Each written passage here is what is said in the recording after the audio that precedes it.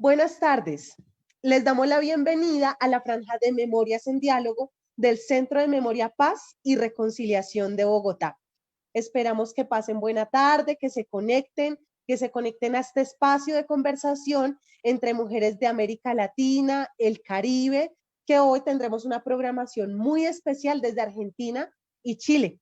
Continuamos con nuestra edición especial en la que, en articulación con Focus, estamos realizando una serie de conferencias con el objetivo de generar un espacio de diálogo y reflexión entre mujeres de diferentes lugares geográficos de procedencia, constructoras de paz y memoria. Acompáñenos en esta edición especial de esta programación con invitadas que nos abren caminos en diferentes territorios de América Latina y que nos permiten conocer sus experiencias y procesos desde allí. El 26 de agosto iniciamos con la región de Centroamérica, Salvador, Guatemala y México. Para el 23 de septiembre, la conversación será con algunas regiones de Colombia, Norte del Cauca, Buenaventura y Chaparral. El 30 de septiembre se hablará desde Bogotá región y el 7 de octubre realizaremos una conversación, un diálogo con algunas instituciones de carácter distrital que nos contarán sobre su accionar en la política de memoria con enfoque de género. El día de hoy, además, también, igual que el 7 de octubre, vamos a hablar sobre el significado de Bogotá como epicentro de paz. El día de hoy, 9 de septiembre, vamos a irnos hasta el Cono Sur. Vamos a bajar hasta el Cono Sur para tener una conversación entre Argentina y Chile. Así que no se desconecten porque vamos a tener un espacio maravilloso que le hemos llamado Territorios con Memorias, la paz desde las mujeres. Así que le doy la bienvenida a Fernanda Espinosa, compañera del Centro de Memoria Paz y Reconciliación de Bogotá. Buenas tardes para todos y todas y especialmente para nuestras invitadas el día de hoy. Tenemos además un panel de lujo porque tenemos invitadas a 3 grandes organizaciones del Cono Sur que han trabajado este tema de memoria y que además nos permitirán conocer la experiencia del Cono Sur y apropiarla también para la discusión de la memoria y la construcción de paz acá en Colombia. Es bien interesante también cómo en Colombia hablamos más de paz, pero en el Cono Sur, y es parte un poco de lo que hablaremos a continuación, se habla más bien de transiciones a la democracia. Y parte un poco del debate allí, de esta apuesta, un poco por poder comparar contextos y poder hablar de América Latina en su conjunto. Entonces, les pediría justamente que empecemos por presentarnos. Creo que es bien interesante. Les cuento que tenemos de Memoria Abierta una organización argentina con una amplia tradición de investigación, de incidencia en este tema de la memoria y que es para nosotros un gusto contar con ustedes.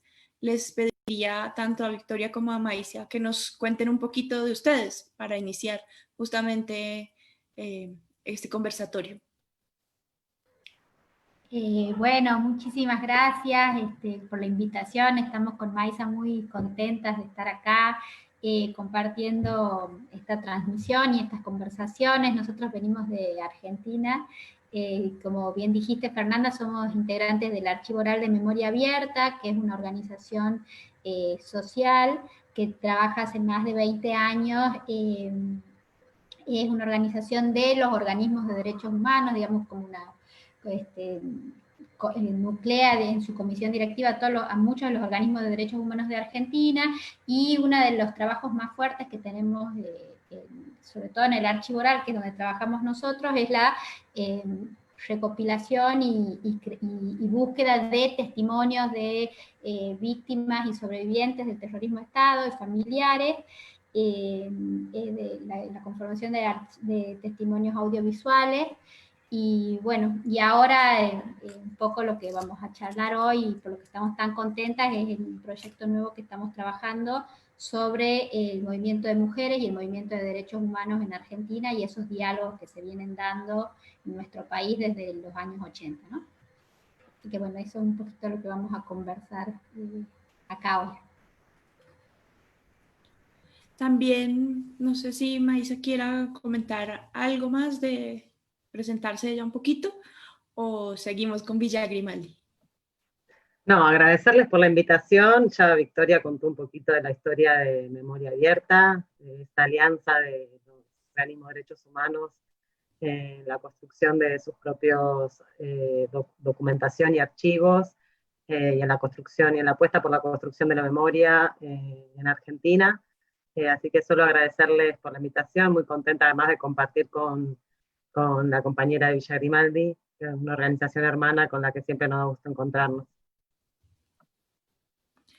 Bueno, entonces ya les anunciamos, tenemos también como invitada a este panel a Monse Figueroa de Villa Grimaldi, una organización chilena con quien también tenemos mucho en común en esta discusión del tema de memoria y particularmente también el interés de conocer más de los proyectos de Villa Grimaldi.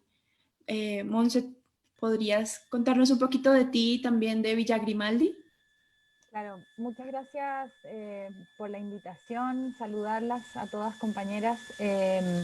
Efectivamente, como dice Fernanda, yo trabajo en el sitio de memoria Parque por la Paz Villa Grimaldi, que es el primer sitio recuperado de Latinoamérica, que funciona hace 22 años y que ha establecido una labor permanente de promoción y defensa de los derechos humanos, de reparación simbólica para las víctimas de violencia y terrorismo de Estado. Y yo vengo también aquí en mi rol de gestora cultural del sitio de memoria Parque por la Paz Villa Grimaldi, para también contarles un poco desde la experiencia que vivimos en la villa, cómo vinculamos también el trabajo con el arte, con la cultura y estos movimientos de mujeres que tan importantes han sido en Argentina, en Chile, sobre todo para la recuperación de la memoria.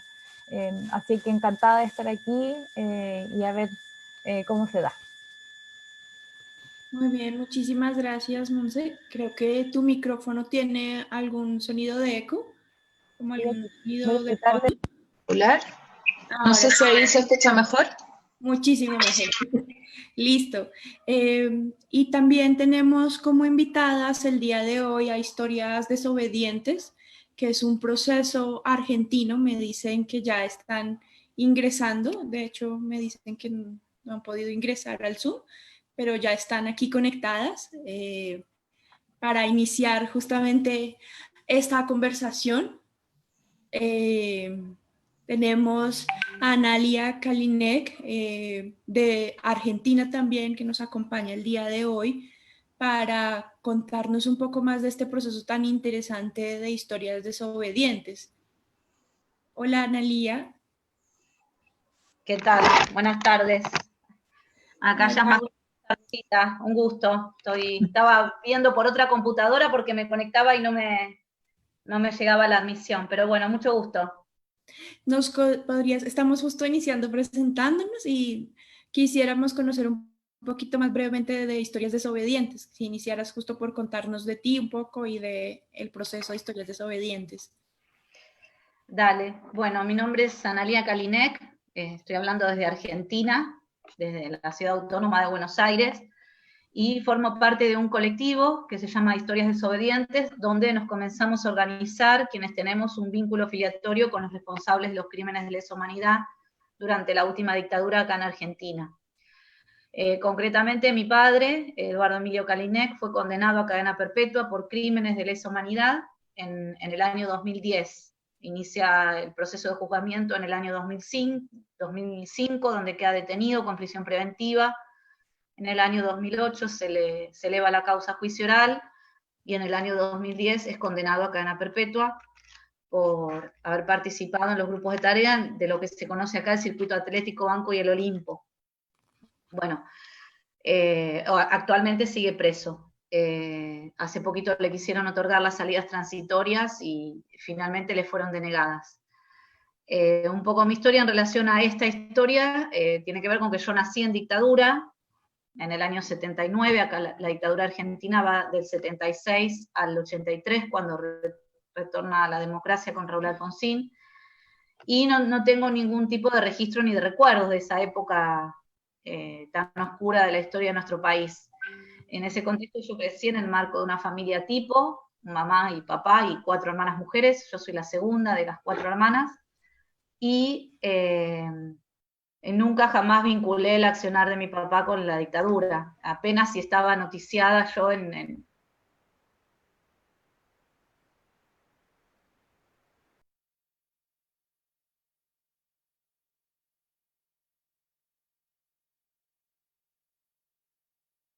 un intento de juzgamiento de estos que después quedaron truncos con lo que se conoce acá como las leyes de obediencia a vida y punto final. En ese contexto yo crecí, en años de impunidad, hasta que, bueno, en el año 2003-2004, con un cambio de gobierno, estas leyes que habían dado impunidad son derogadas y declaradas inconstitucionales, y se inicia un nuevo proceso de juzgamiento a los responsables de estos crímenes. Esto fue durante el gobierno de Néstor Kirchner. Yo en ese momento tenía 22, 23 años, y estaba recién casándome, y estaba naciendo mi primer hijo, que hoy ya tiene 16. Y bueno, en ese marco, en el año 2005, me llamó mi mamá por teléfono y me dice, mira, no te asustes, pero papá está preso. Y bueno, fue un primer momento de no entender nada, pero nada de nada, y de a poco empezar a tratar de poner un poco en contexto la historia de mi papá, mi propia historia, lo que pasaba cuando yo apenas nacía, la vinculación de él a este accionar. Y bueno, me fui de a poco anoticiando, digamos, de alguna manera, a través del juicio y de los testimonios de las víctimas, de que, bueno, mi papá concretamente se lo ubica en lo que se conoce como los grupos de tarea.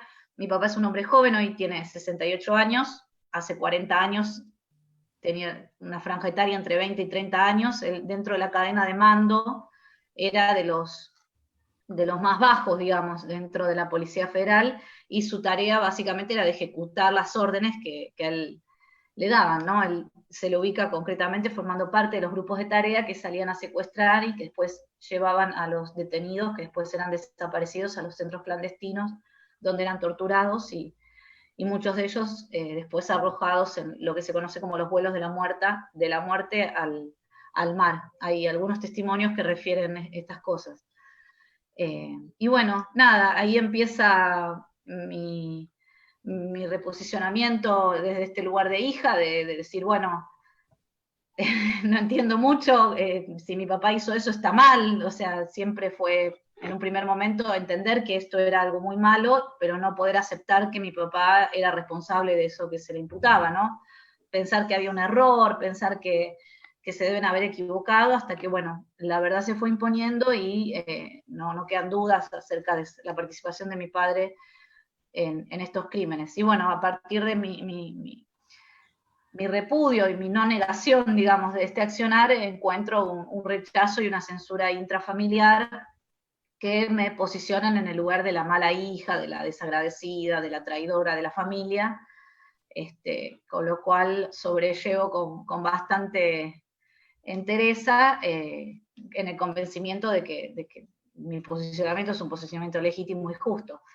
Y bueno, y en ese marco aparece una cuestión un poco sintomática, si se quiere, al principio, de necesidad de poner palabras, de verbalizar. Podrán advertir que me quedan algunos resabios de ese síntoma.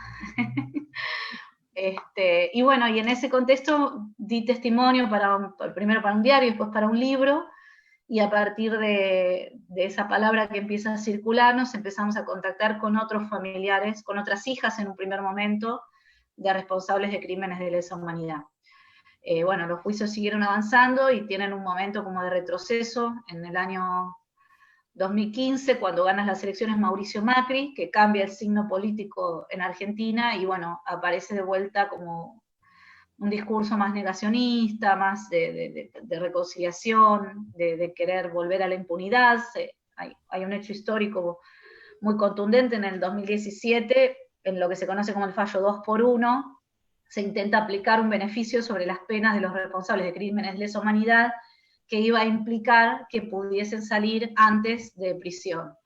bueno, hubo una respuesta social contundente, lo que se conoce como la Marcha de los Pañuelos, el 10 de mayo del 2017, y bueno, y eso también es el puntapié para que muchos hijas e hijos, y después nietos, nietas, sobrinos, hermanos y hermanas de genocidas nos encontremos y conformemos este colectivo, que bueno, que ya tomó dimensiones inimaginables, ya incluso se ha conformado un Historias Desobedientes en Chile, y estamos inaugurando esta semana el surgimiento de un Historias Desobedientes en Brasil, donde los primeros familiares de genocidas brasileros se están autoconvocando para conformar este colectivo en el país hermano.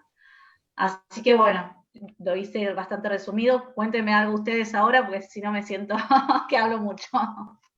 Vale, muchísimas gracias. Creo que es súper interesante para el caso colombiano también. Habría por pensarse, no tenemos un Historias Desobedientes, pero seguramente que a futuro habrá que pensar en esa relación un poco entre familiares y genocidas o personas vinculadas con graves violaciones a derechos humanos. Ahí hay una tarea pendiente pues acá en el país, pero es súper interesante también conocer como específicamente en la voz testimonial y la voz directa, digamos, de estos hechos y conocer un poco más, que es parte como de lo que vamos a seguir conversando a lo largo de este conversatorio.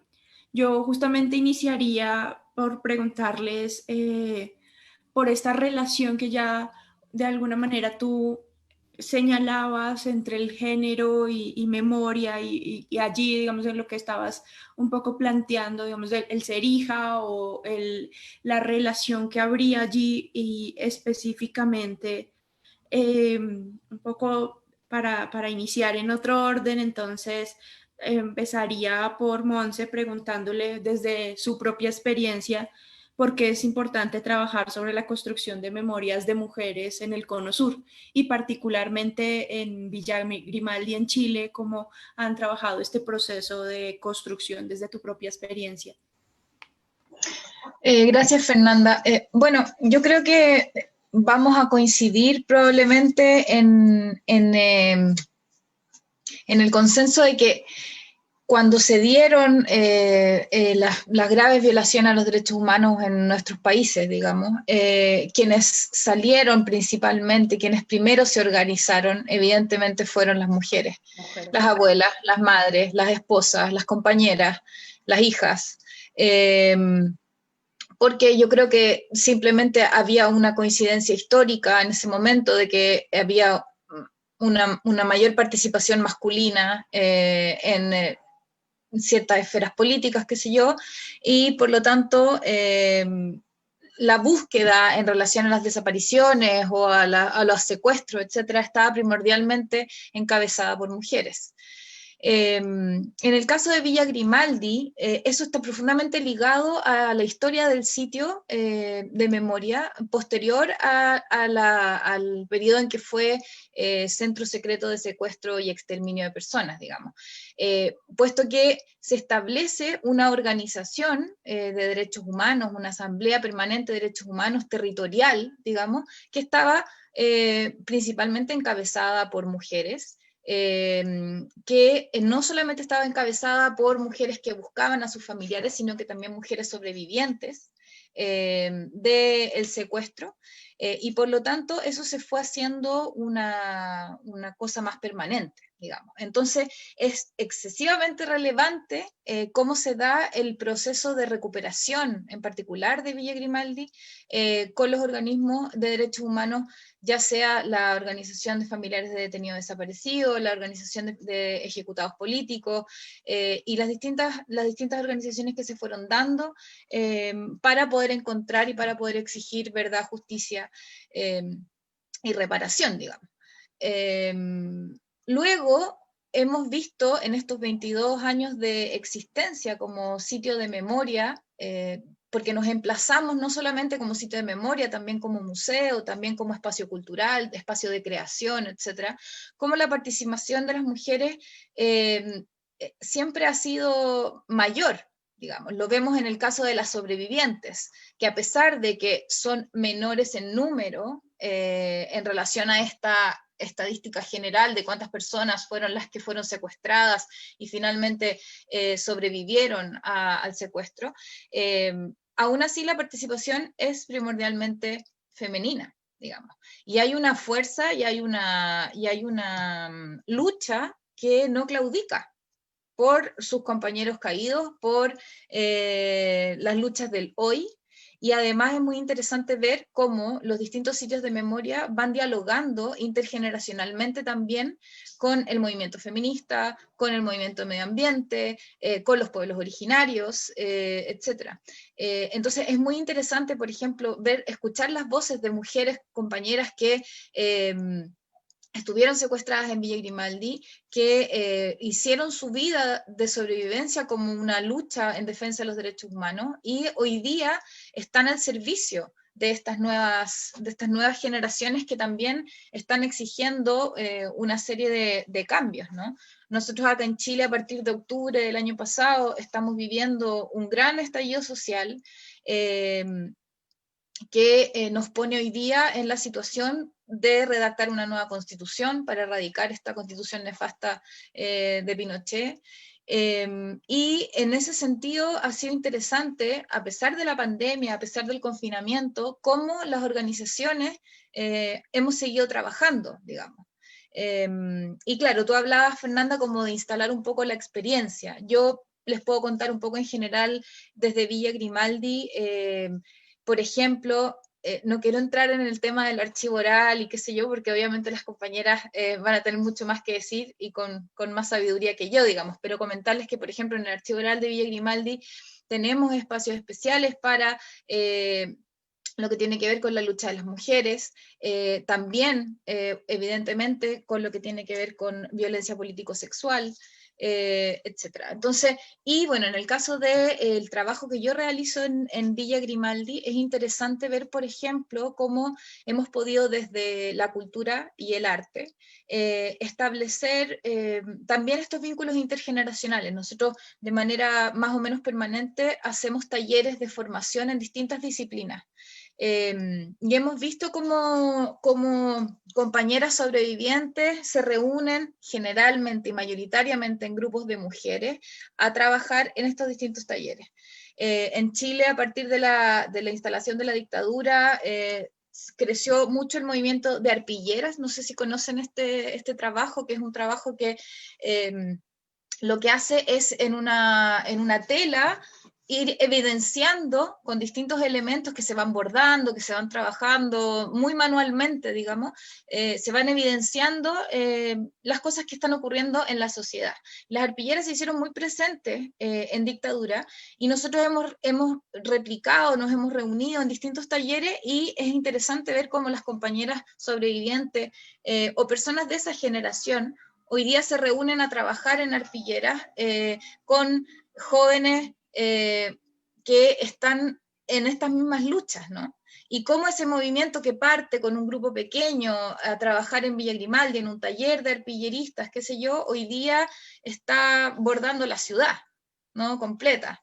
Entonces es muy bonito ver, nos ha pasado también con los mosaicos. Entonces, bueno, es interesante y muy importante relevarlo, ¿no? También desde la perspectiva de la pedagogía de la memoria, que es algo que es fundamental en Villa Grimaldi. Existen recorridos pedagógicos para trabajar con las nuevas generaciones sobre las luchas de las mujeres en particular, ¿sí? Entonces, eso también está, por supuesto, que instalado en nuestra conversación de manera permanente.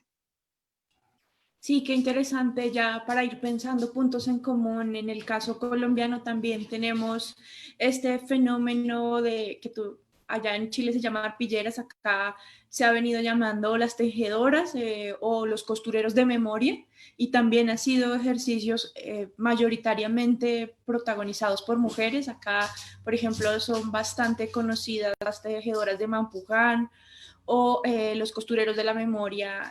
Aquí en Bogotá tenemos varios ejemplos de costureros de memoria de mujeres víctimas, en su mayoría mujeres precisamente, y este papel como de un oficio que tradicionalmente se se suele asociar a un rol femenino como el tejer, como una posibilidad de narrar o de contar o de testimoniar los hechos del pasado violento.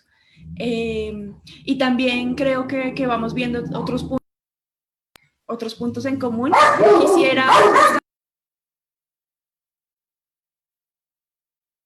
Quisiera justamente entonces aprovechar para hacer la misma pregunta de esta relación desde la experiencia propia.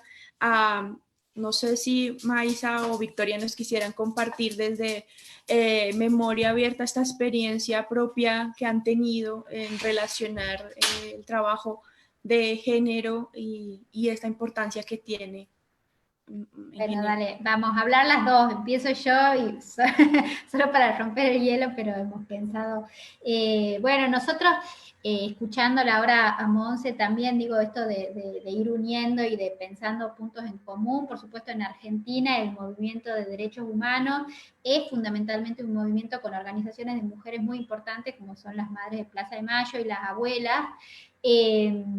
Y en donde ese lugar de las mujeres quizás no fue tan visible como lo es ahora, digo, ¿no? En ese momento son organizaciones que se han armado a partir de la urgencia y de la necesidad de salir a buscar esos hijos, y han estado muy ligadas a los vínculos familiares que unían a quienes buscaban con sus desaparecidos, y esa trama familiar y vincular, que fue la que organizó casi, inicialmente ese movimiento de derechos humanos, ha ido tomando mucha fuerza, y algo que nosotros estamos, que nos gusta mucho pensar, es cómo esos movimientos de mujeres se han visto, o cómo esas mujeres que conforman esas organizaciones de derechos humanos se han podido pensar a sí mismas desde esos roles femeninos, desde esos lugares de mujeres, a partir de la lectura que hace el feminismo y el movimiento de feministas en Argentina, que son las que empiezan a pensar la potencialidad de esos organismos, fundamentalmente de madres y abuelas, a partir de los roles de mujeres, ¿no? Y por otra parte, algo que también ya decía Monse, la importancia de las voces de las mujeres sobrevivientes, ¿no? Y que empiezan a ocupar y empiezan a dar testimonio de, no solo de lo padecido en los centros clandestinos de detención y exterminio, digamos, como sobrevivientes, sino también de esos padecimientos sufridos por su condición de mujer, ¿no? Y ahí hay algo que, Memoria Abierta tiene un libro que se puede descargar desde nuestra página, que se llama Y Nadie Quería Saber, en donde se trabajan testimonios de sobrevivientes de centros clandestinos, en donde ya se empieza a hablar de los crímenes, de lo que son los crímenes sexuales de la dictadura, y son lo interesante de esos testimonios es que algo que estamos viendo ahora es que estas mujeres contaron esos padecimientos desde siempre, desde que empezaron a dar testimonios, pero no se pudieron leer como tales, sino hasta mucho tiempo después, como que se necesitó una escena de escucha para entender esos testimonios desde ese lugar, ¿no? Entonces, en Argentina, y me imagino que en Chile y en Colombia será igual, pensar en esta nueva manera de entender esos crímenes como crímenes sexuales es algo relativamente de los últimos años, y es un trabajo que han hecho tanto las sobrevivientes en diálogo permanente con este movimiento de mujeres y este movimiento feminista que empieza a mirar estas prácticas desde un lugar político, de agencia, ¿no? Diferente. Un poco eso como para no tomar más, no sé, May, vos qué. Sí, a mí me parece interesante también la importancia de estas historias desobedientes, de estas militantes también, que fueron tejiéndose al calor del dolor y para trasversar el dolor, y a pesar del terror y del miedo, que es la morada, digamos, ¿no? Tratando de romper ese miedo y reconfigurarlo en términos de resistencias y de luchas. Y me parece que ahí también hay algo interesante de pensar la memoria de las mujeres, en particular la memoria de las mujeres en la lucha contra el terrorismo de Estado, pero también en la búsqueda de justicia, en la búsqueda de sus desaparecidos, en la lucha contra la impunidad, digamos. estas memorias que de algún modo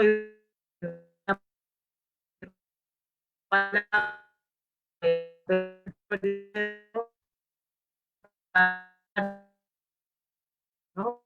Y las referencias se construyen, digamos, se sostienen.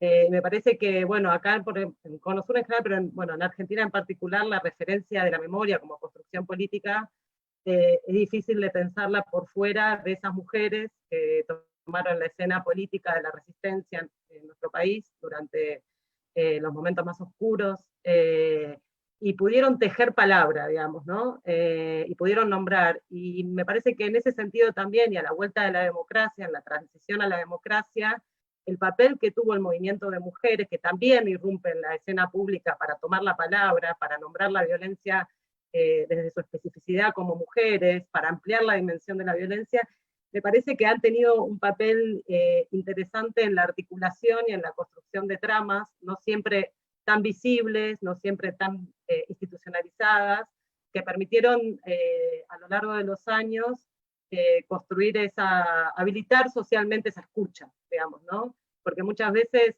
nos referimos a esto que decía Vicky, de que, por ejemplo, en relación a las sobrevivientes y a la especificidad de la violencia sobre los cuerpos de las mujeres, incluso durante el terrorismo de Estado y de las mujeres en situación de encierro, de cautiverio,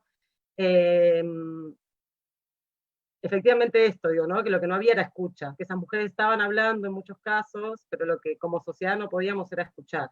Digo, y ahí, bueno, las distintas temporalidades, ¿no? La temporalidad personal de poder hablar, que son tiempos personales, que está atravesado por las afecciones, por, digo, la temporalidad de la política, cuáles son los tiempos políticos en donde esa escucha es habilitada, es posible de ser leída, y que, bueno, nada, me parecía como esto como interesante también, ¿no? Sí, creo que ustedes han puesto ya temas centrales en la agenda que vamos a seguir discutiendo, pero este tema un poco del cuerpo de la mujer, de la violencia sexual, de la posibilidad de hablar o de testimoniar, y este efecto que sin lugar a dudas tuvo en todo el continente latinoamericano el protagonismo, por ejemplo, de la organización Colombia, siempre decían que los, digamos, hechos que para ellos fueron como una aliciente hacia la movilización fueron las madres de Plaza de Mayo, y allí hay debates también interesantes alrededor de este rol de la maternidad, ¿no? Que sería también parte de una discusión que en una segunda ronda podemos hacer. Creo que hay temas presentes que se repiten y que podemos seguir discutiendo alrededor de este protagonismo de la mujer como resistencia también a las violencias y también como parte de ser victimizadas o de unas violencias que han tenido unos efectos particulares sobre el cuerpo de las mujeres. Siguiendo pues en esta ronda con esta misma pregunta que ya un poco Analía nos contaba de su propia experiencia, ¿por qué es importante trabajar sobre la construcción de memorias desde las mujeres? Creo que ya tú nos contabas algunas cosas desde historias desobedientes y se me hace interesante también como este perfil de hijas, ¿no? Si bien en el otro lado tenemos el perfil de madres, el perfil de hijas y en particular pues de historias desobedientes, muy interesante conocer la experiencia. Sí, Historias Desobedientes originariamente está fundado principalmente por mujeres, digamos. En el primer momento, cuando nos organizamos, éramos 5 mujeres y un varón. Después la proporción se sigue manteniendo y nosotros ahí empezamos a pensar dentro de lo que es Historias Desobedientes, cuando nos empezamos a encontrar y a transmitir nuestras experiencias, un campo poco explorado que tiene que ver con cuáles son las consecuencias del terrorismo de Estado al interior de las propias familias de los perpetradores. Y ahí hay un primer intento como de pensar una diferencia entre ser hijo varón y ser hija mujer de un genocida, ¿no? Estas cosas de los mandatos patriarcales, de cómo se transmiten. Hay una constante muy pronunciada dentro de lo que son las Fuerzas Armadas y de Seguridad, que es que los hijos después siguen las mismas carreras que los padres, que se puede generalizar a otras profesiones y a otras ramas, digamos, laborales, ¿no? Pero bueno, dentro de las fuerzas esto no escapa.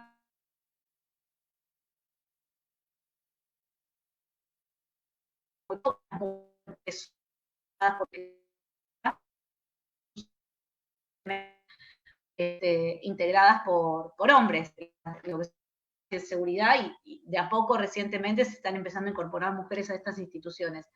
No obstante eso, hay mujeres también dentro de estas instituciones, pero bueno, en relación a la condición de hija o hijo, vemos que son recorridos subjetivos muy distintos, y que las mujeres también, sin sacar de contexto este fenómeno social que nosotros tenemos, que son las madres y las abuelas, que son una referencia y que tienen que ver también con el género femenino, y la plataforma de base que también da el movimiento feminista, ¿no?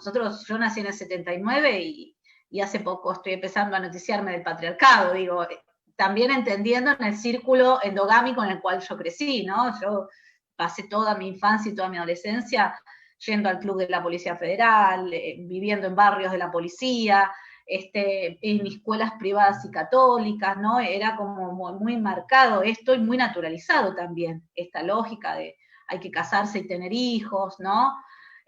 Yo ahora que me reveo retrospectivamente, uno va tomando dimensión de cómo uno queda subsumido en estos mundos paralelos que de repente se dan dentro de la sociedad y que tienen que ver fuertemente con instituciones y que están exacerbados dentro de lo que son las Fuerzas Armadas y de Seguridad, ¿no?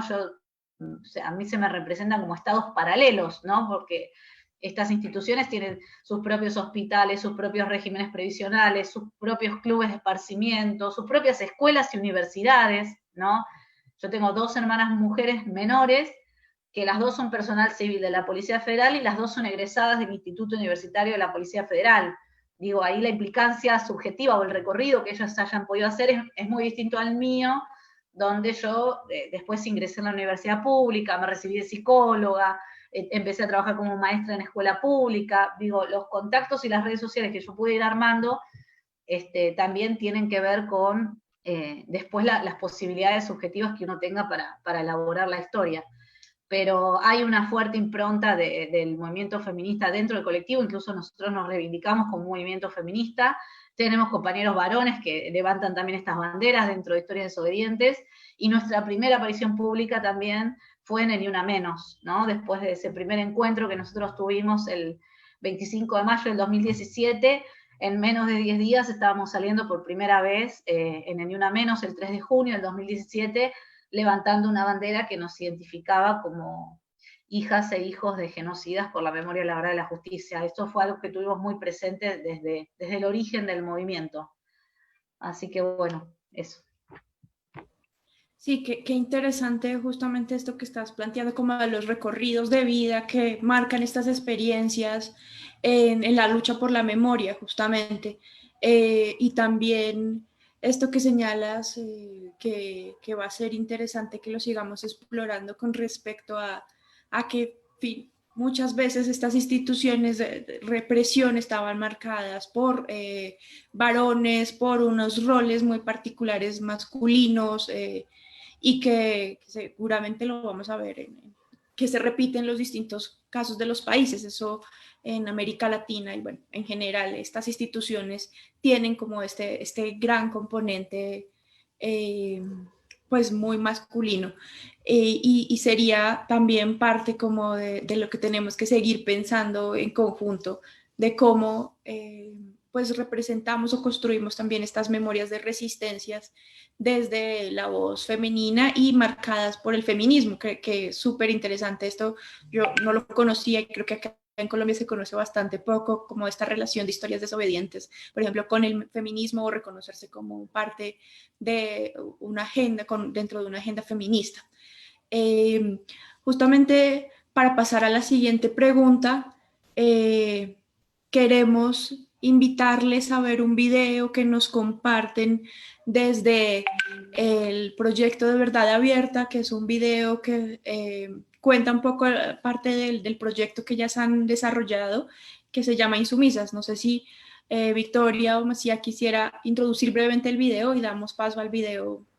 Dale, dale. Bueno, Insumisas es el proyecto en el que estamos trabajando ahora fuertemente dentro del Archivo Oral de Memoria Abierta, en donde lo que estamos rastreando, porque creemos que efectivamente es así y que los testimonios dan cuenta, es que hay desde los 80, digo, una fuerte vinculación entre los movimientos de derechos humanos y el movimiento de mujeres y el feminismo, que como dijo Maisa, irrumpen en de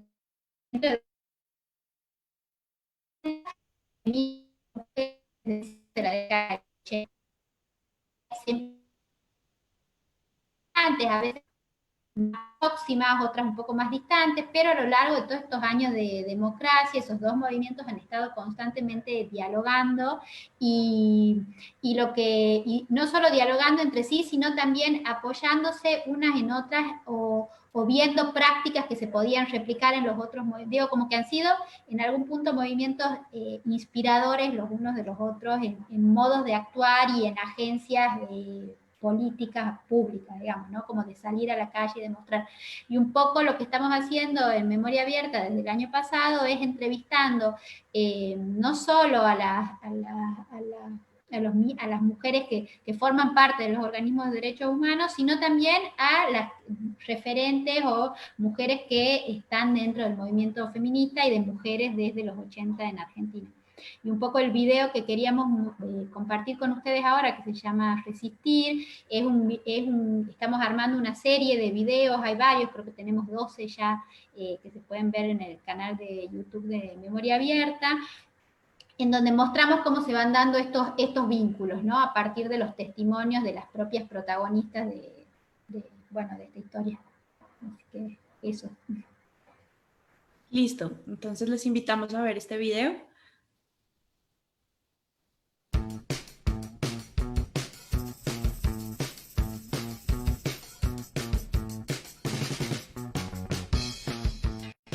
Acá había una negación total de lo que era lo que fue la dictadura, ¿no? De lo que la dictadura estaba haciendo, pero también el terror era muy fuerte porque no se podía respirar, Reuniones públicas no se podían hacer, o sea, y no te digo ya en la calle, pero en locales cerrados tampoco, porque todos los locales estaban como bajo control.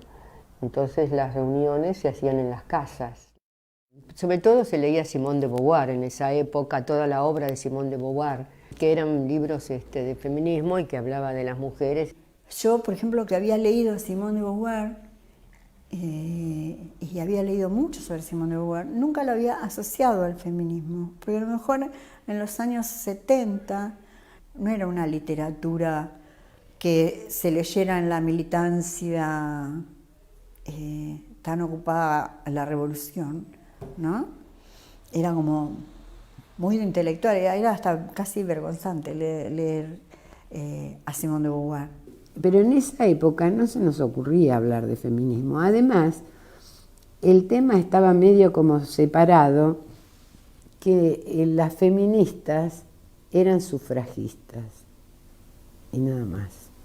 Yo no me atreví a decir no soy feminista, pero tampoco a decir soy feminista. Entonces decía, sí, me interesa luchar por los temas de la mujer. Y entonces había alguna que me decía, bueno, pero eso es feminismo. Mi contacto con el feminismo fue en el exilio. Yo creo, por lo que después transcurrió mi vida, que era feminista sin darme cuenta. El feminismo era un refugio, era un lugar donde te sentías bien recibida, era un lugar donde no te sentías discriminada y donde podías cumplir un papel sin que se te juzgara por tu sexualidad. Entonces, para nosotras esos años de la dictadura fueron años de ocultamiento público, pero años también donde teníamos nuestros grupos, nuestros lugares de pertenencia. Mi militancia fue en mi casa, bien feminista, durante la dictadura. Yo militaba en mi casa, en mi relación personal, con mi marido en ese momento, mis hijos, mis personas allegadas. Mi militancia se desplazó absolutamente a las lecturas, a la formación en feminismo y en psicoanálisis.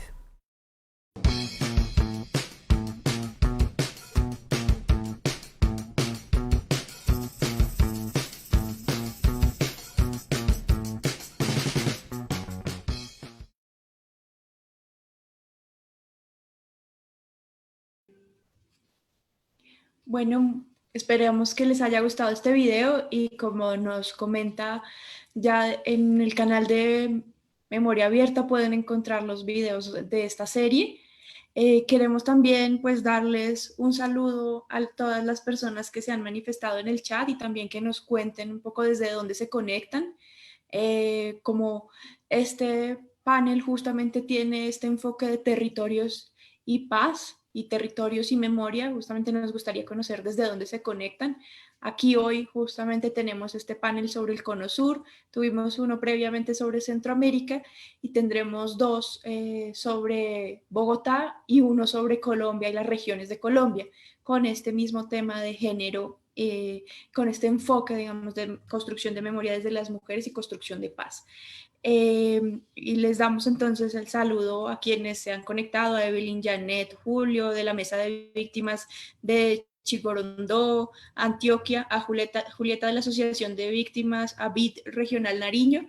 Como pueden ver, es muy interesante también este protagonismo de las mesas de víctimas, de mujeres de víctimas, que les agradecemos muchísimo que se conecten y que nos estén escuchando hoy.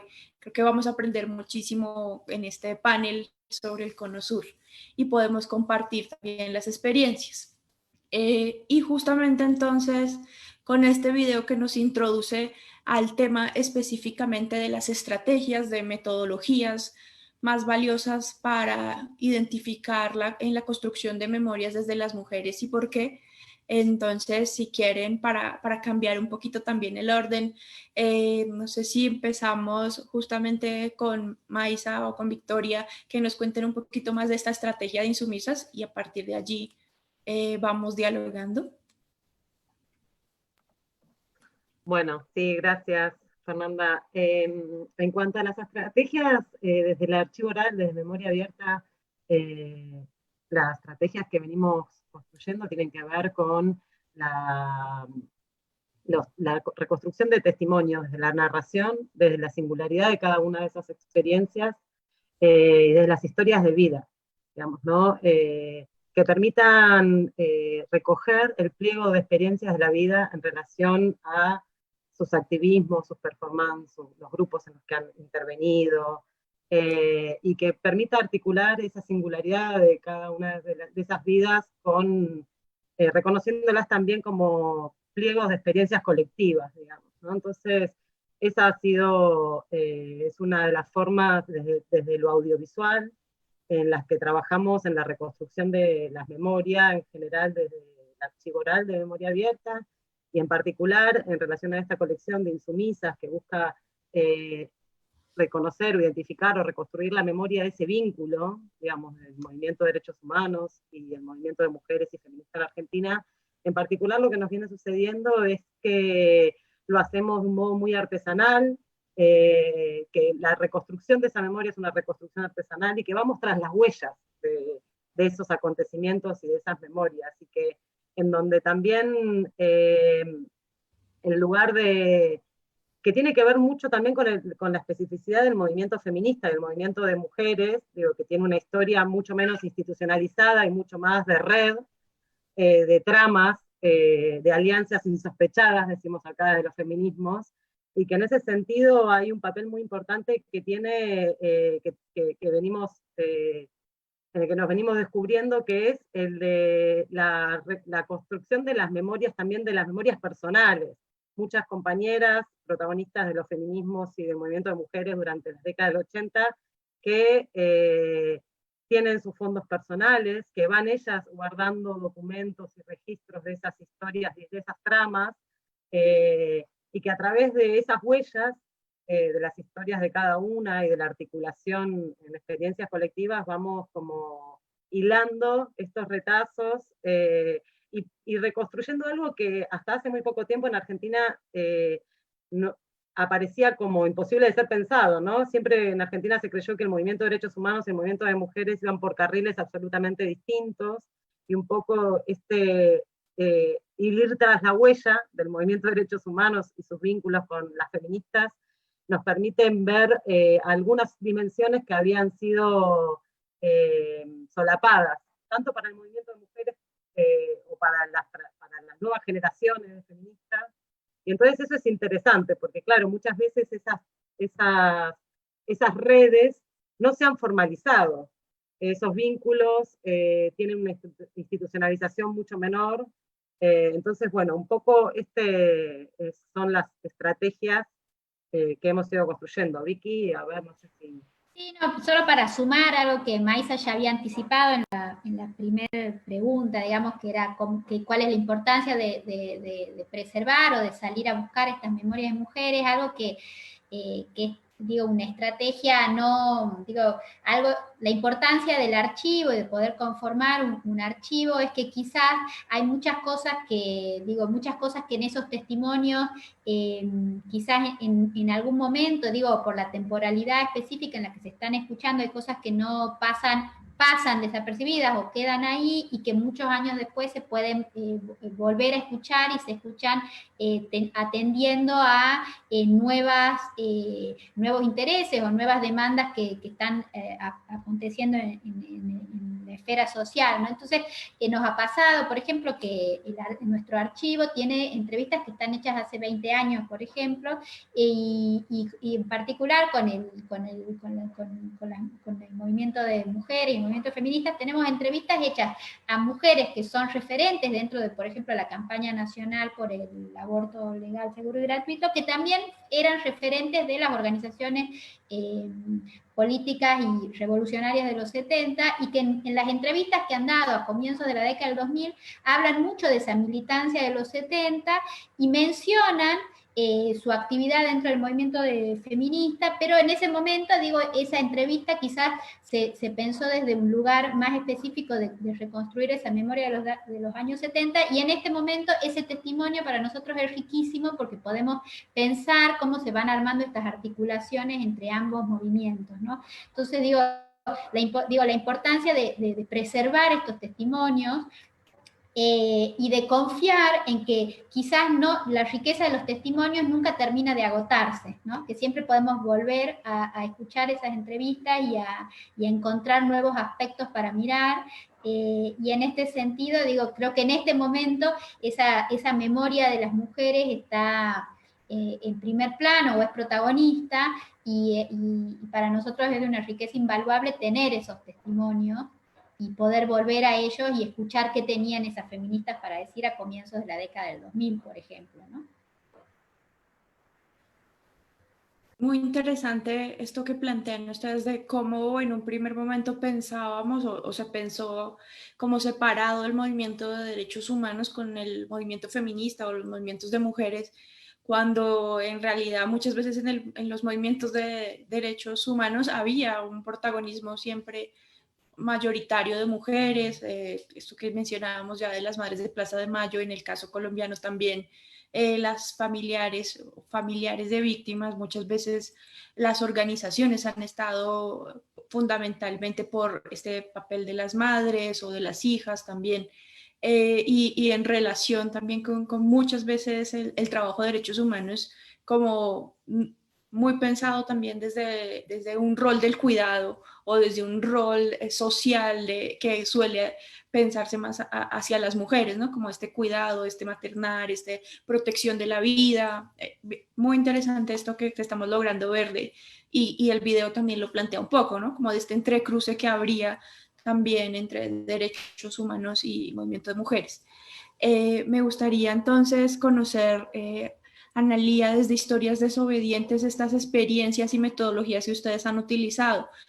Tú ya nos contabas y mencionaste, por ejemplo, un libro o este poder de la voz testimonial que han tenido hijos e hijas, y también esta apuesta como metodológicamente y de experiencia en la práctica, como ha sido también este contagiar, que también al principio contabas de cómo ya hay una Historias Desobediente Chile o una Historias Desobediente Brasil, esa articulación. Nos gustaría conocerla un poco más en profundidad.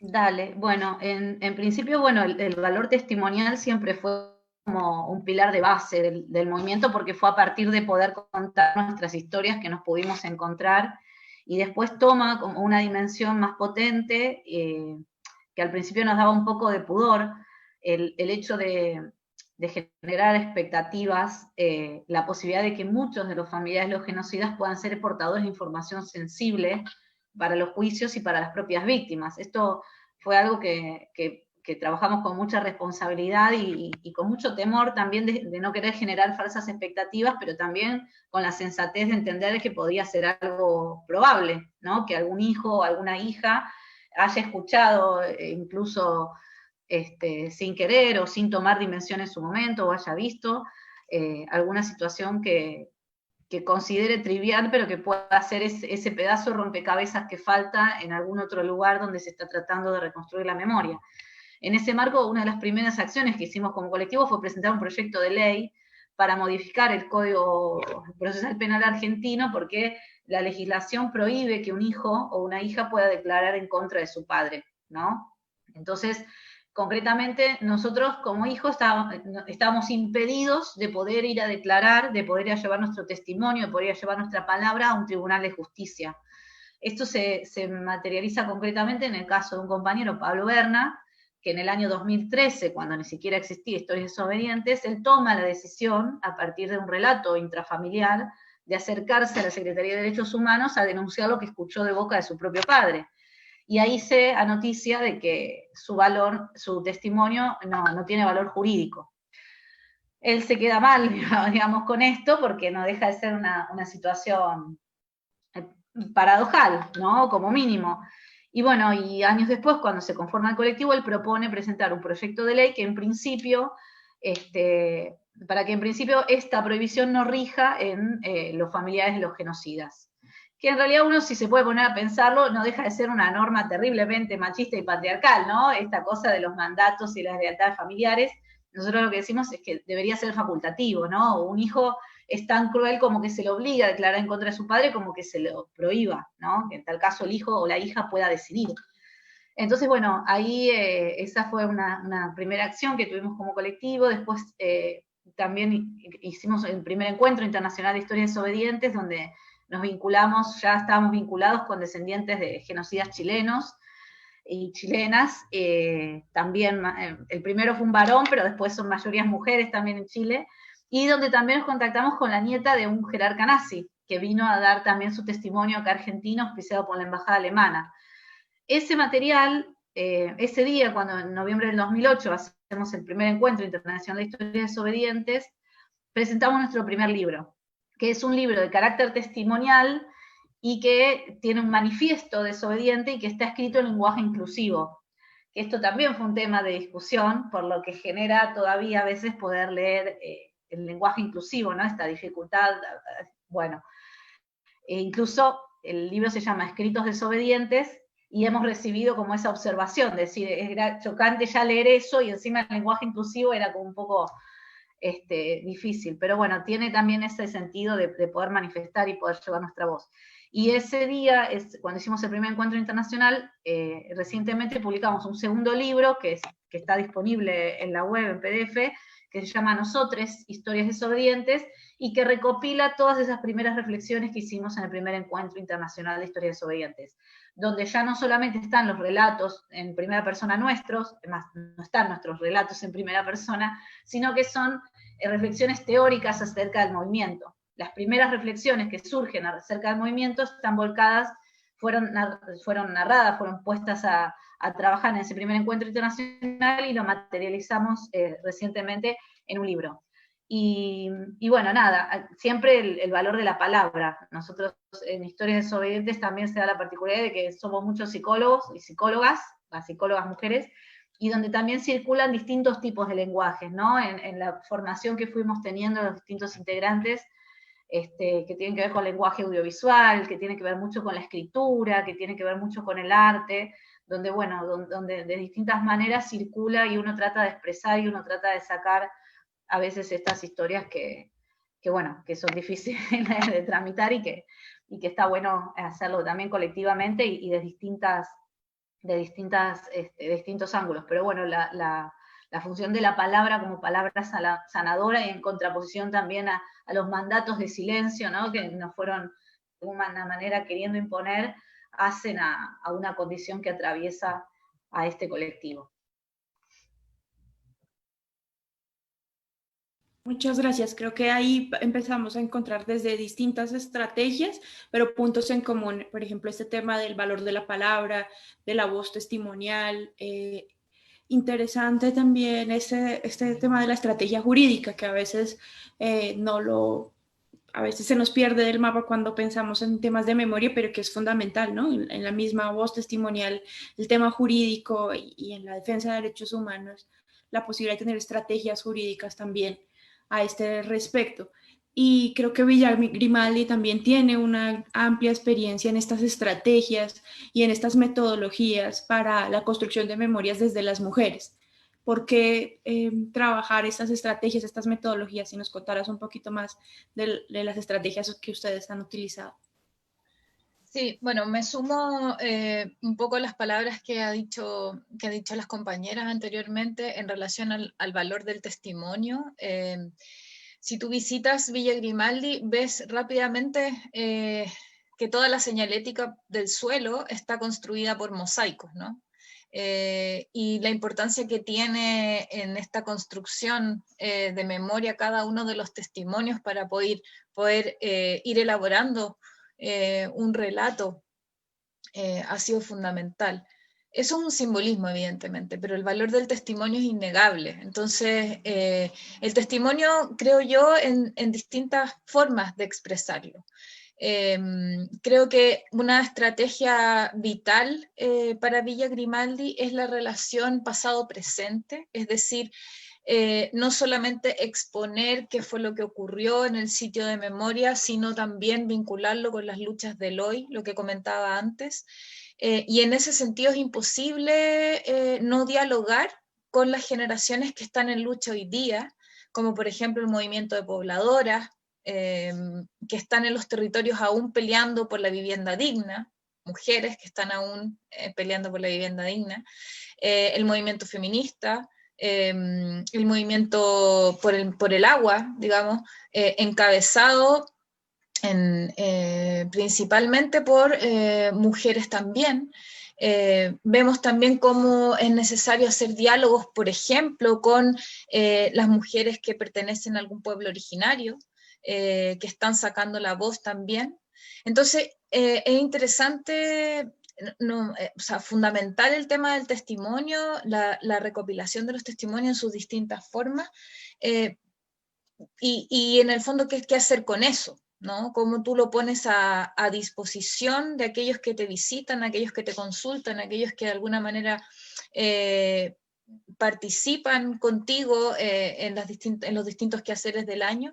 Entonces, en las distintas áreas de trabajo en Villa Grimaldi intentamos incorporar este diálogo intergeneracional, y en ese sentido las estrategias para visibilizar los movimientos de las mujeres se van evidenciando en el trabajo diario. Por ejemplo, lo que mencionaba anteriormente de cómo existen rutas específicas de recorridos pedagógicos que trabajan el tema de la mujer, de la violencia político-sexual, cómo Villa Grimaldi ha visibilizado las querellas existentes por violencia político-sexual, que no está tipificado en nuestras leyes acá en Chile, y por lo tanto se establece también como una necesidad, porque efectivamente el tipo de violencia que aquellas mujeres recibieron no fue solamente por ser militantes o por tener una participación política en un proceso histórico, sino que por ser mujeres, ¿no? Sabemos que eso es así. Entonces, desde distintas miradas, a través de las exposiciones que realizamos, a través de los recorridos pedagógicos que se generan, no en esta época, evidentemente, porque no podemos tener comunidades educativas en el sitio en este momento, y también a través de las distintas actividades que tratamos de levantar, vinculando el arte y la cultura, la palabra. Me acordaba, a partir de lo que decía Analía, que hemos, por ejemplo, tenido varias experiencias en relación a la literatura, ¿no? O sea, talleres formativos con distintos colectivos, en su mayoría femeninos también, para establecer relatos, microrelatos, poesía, y ponerse en contacto con las historias personales, con las propias memorias también. Recuerdo una experiencia muy potente que tuvimos en Villa Grimaldi hicimos un proyecto que trataba sobre poner a varios grupos, digamos, de adultos mayores, de personas mayores, de distintas comunas de la región metropolitana, en el sitio de memoria, expuestos, o sea, les expusimos una obra de teatro que hablaba sobre un abuelo, ¿no? Es una obra de teatro que básicamente te lleva un poco a la historia de una nieta que recuerda cómo se llevaron a su abuelo.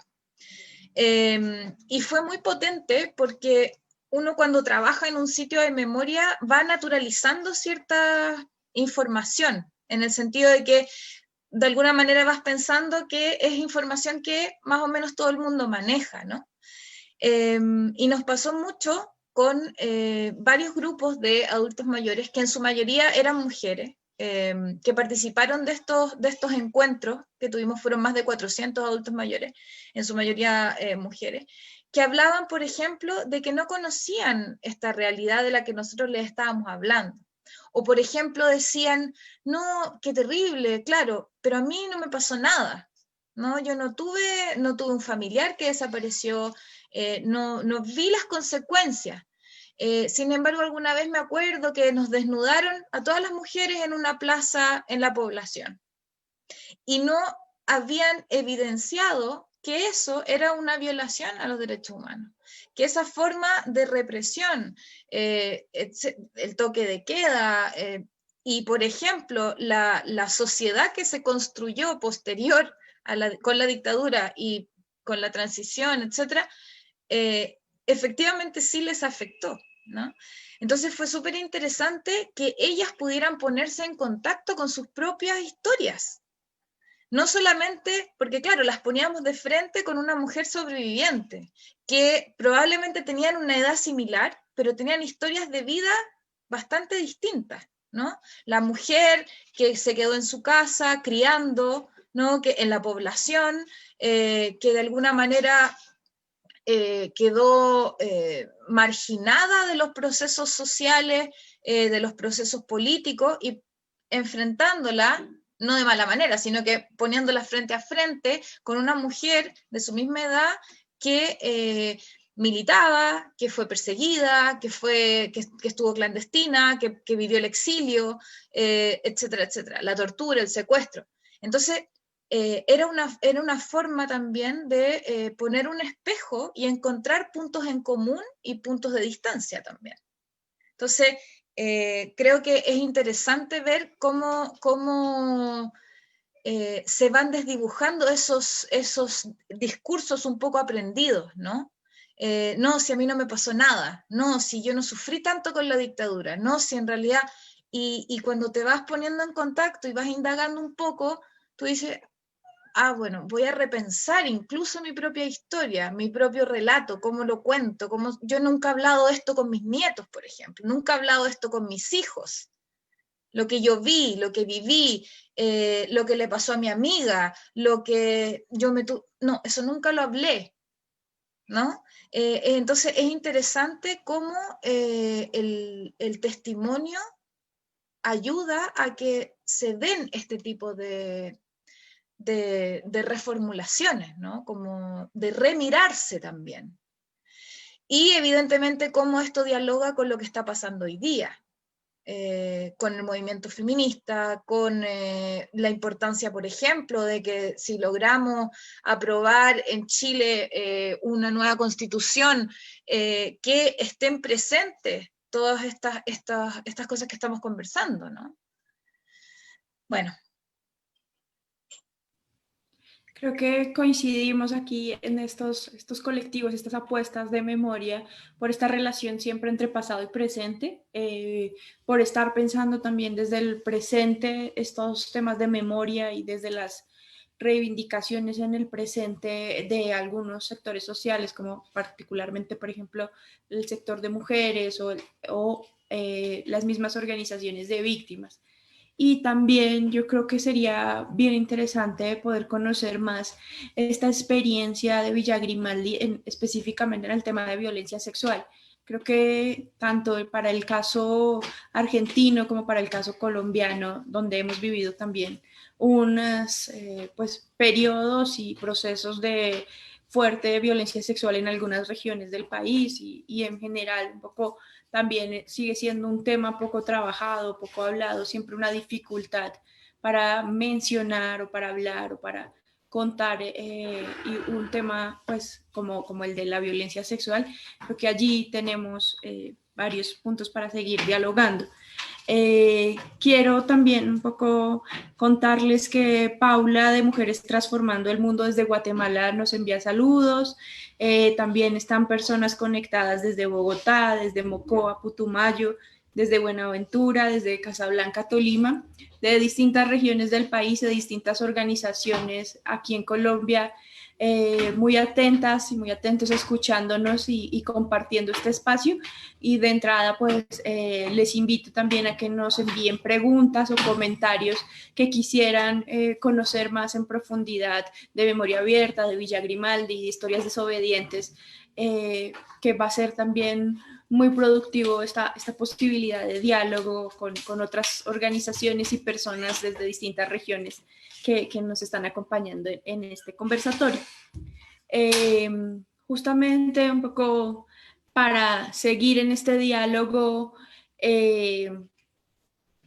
y creo que varias de ustedes ya lo han mencionado, pero para profundizar en algunos de estos procesos específicamente de búsqueda de justicia, en particular, ya algunas han mencionado, por ejemplo, las querellas, la búsqueda de justicia de violencia sexual o desaparición forzada, que aportan los procesos de memoria de las mujeres a las luchas que llevan a la búsqueda de justicia. Y en esta ocasión me gustaría empezar por Analía, preguntándote un poco por esta búsqueda de justicia. Ya mencionabas algo frente a las querellas y frente al tema de la búsqueda de una estrategia jurídica, pero también como a otras formas de justicia. Me gustaría conocer desde Historias Desobedientes esta apuesta desde los procesos de memoria de las mujeres en la búsqueda de justicia. Sí, yo creo que, bueno, hablar de eso y no hablar de las madres y las abuelas es imposible, ¿no? Porque más allá de la búsqueda de justicia y del reclamo por memoria, verdad y justicia, visibiliza una cuestión muy humana, ¿no? Que es saber qué pasó con un hijo o con una hija, o dónde está mi nieto o mi nieta, que el movimiento de derechos humanos en Argentina, que arranca siendo un sector, digamos, de víctimas directas, damnificados directos de estos crímenes, termina siendo conciencia en una sociedad, ¿no? Termina esa lucha después materializada en políticas públicas, en el gobierno primero de Néstor Kirchner, después de Cristina Fernández, llevando a la práctica, digamos, ese requerimiento tan genuino que es la necesidad de saber, ¿no? La necesidad de saber qué pasó con el destino de quienes aún hoy lamentablemente permanecen detenidos desaparecidos, o dónde están esos niños y niñas hoy adultos que fueron apropiados. Entonces, la conciencia, me parece, social que en Argentina hemos alcanzado, y que esto acá voy a ser bastante a lo mejor pedante, pero que no aparece en otros países latinoamericanos. Digo, el recorrido que nosotros tenemos en materia de derechos humanos tiene mucho que ver con esa lucha y tiene mucho que ver con la posibilidad de poder llevar a juicio a los responsables de los crímenes de lesa humanidad en un proceso que no tiene precedente en el mundo, incluso creo, digo, sin ser exagerada, pero pensando en los crímenes del nazismo, donde solo fueron juzgados algunos y con tribunales ad hoc. Entonces, que acá en Argentina hayamos podido revisar, poner palabra, ¿no? en la lucha, en las calles, en la plaza, a través del testimonio, y después eso en los juicios, me parece que abre toda una dimensión que tiene que ver con un proceso también de sanación de una sociedad a la que todavía le falta un montón, claramente, pero que hace que también hoy los propios familiares de los genocidas estemos tomando conciencia de la gravedad de estos crímenes. Digo, ha sido tan profundo el arraigo que ha tenido ese reclamo tan genuino y la visibilización de esos crímenes tan atroces, que ni siquiera al interior de las propias familias se ha podido ocultar, ¿no? Siendo que ha sido tan atroz y tan denodado el intento negacionista o el intento de justificación de estos crímenes, el nivel de conciencia en Argentina ha llegado a un nivel que, bueno, que en mi humilde opinión no tiene precedentes, a lo mejor en otros lugares. Y viene de la mano, bueno, con esta lucha que arranca con un reclamo muy genuino de estas mujeres y que bueno, que va calando hondo en la conciencia social y que bueno, que hoy obviamente todo el tiempo hay una disputa por el sentido, todo el tiempo hoy en Argentina estamos atravesando momentos bastante críticos, las chicas deben estar con un ojo acá y el otro en la tele, pero bueno, es de todo el tiempo, pero me parece que hemos llegado a un piso, obviamente que tenemos que cuidar, y que eso también se evidenció cuando fue el intento del 2x1, donde ya a mí me gustaba la frase cuando dice 30.000 somos todos, ¿no? Esta cosa de que ya no es el reclamo de un sector, sino que ya es una conciencia social que tenemos gran parte de la sociedad argentina en relación a que nunca más se cometan estos crímenes y en relación a la búsqueda de memoria, verdad y justicia. Muchas gracias. Creo que pones sobre la mesa este tema de la justicia, específicamente de la búsqueda de justicia desde los familiares, y ya antes estabas en la intervención anterior mencionando, por ejemplo, el tema también de la expectativa que se genera con historias desobedientes de aportar a la búsqueda me parece de resaltar que tú señalaste al principio cómo de alguna manera es con el juicio específicamente a tu padre que tú empiezas a hacer como esta reflexión de lo sucedido, ¿no? Como también ese factor un poco de la búsqueda de justicia en el ámbito legal, pero cómo se expresa en la experiencia propia y en la experiencia de vida. Quisiera, y creo que podemos luego seguir hablando un poquito de esto, de la experiencia propia y la búsqueda de justicia, preguntarle específicamente a Montserrat, un poco desde la experiencia de Villa Grimaldi, de esta búsqueda de justicia, y me gustaría que también nos contaras un poquito más, porque creo que hay mucho interés por este tema de violencia sexual y las querellas de violencia sexual que hay en Chile. Querellas son juicios abiertos, acá no se suele usar ese término acá en Colombia, pero me parece interesante conocer un poco más del esfuerzo que han hecho en Villa Grimaldi por este tema particular de la búsqueda de justicia en casos de violencia sexual. Bueno, sí, ocurre, no sé si me escuchan. ¿Sí? Ok. Sucede que, al contrario de lo que dice Analía, en Chile la justicia, la verdad, son temas absolutamente pendientes. No tenemos juicios correspondientes a la cantidad de los crímenes cometidos. Sabemos que quienes han sido juzgados están recluidos en espacios de lujo, y como decía anteriormente, en el tema de la violencia político-sexual, son esfuerzos que siempre vienen desde la ciudadanía. Lamentablemente no hemos tenido una transición con garantías de no repetición adecuadas. Y nunca más ha quedado absolutamente cuestionado a partir del estallido social, en que hemos visto cómo se han replicado prácticas de represión y de terrorismo de Estado en aquellos y aquellas que nos hemos manifestado desde octubre hasta ahora. Tenemos muchísimos casos de personas con pérdida ocular, personas que que quedaron en estado de coma, personas que simplemente quedaron con una serie de lesiones. Entonces, bueno, sabemos que lamentablemente la deuda de justicia es tan grande que es una deuda que se hace tan evidente en este momento que el nunca más se nos cayó como a pedacitos. Entonces, bueno, tú me preguntabas sobre las querellas. Las querellas efectivamente son procesos judiciales que tardan muchísimo, en que se han organizado grupos de mujeres, y ha habido organizaciones como Villa Grimaldi, Londres 38 y otros sitios que han patrocinado estas querellas. Nosotros no tenemos un área jurídica que genere querellas, pero sí hemos apoyado en este caso a las víctimas en la presentación de estas querellas. Algunos juicios están en proceso, pero ese dicho de que la justicia tarda pero llega, en Chile tarda mucho y no sabemos cuándo llega, lamentablemente. Entonces, bueno, se genera, como decía, no tenemos un departamento jurídico, somos un sitio de memoria y por lo tanto tratamos de generar espacios de reparación simbólica, porque evidentemente no podemos generar otro tipo de reparación, porque además tampoco es nuestro rol. Existe un rol del Estado, un deber del Estado de reparar, y no se ha hecho.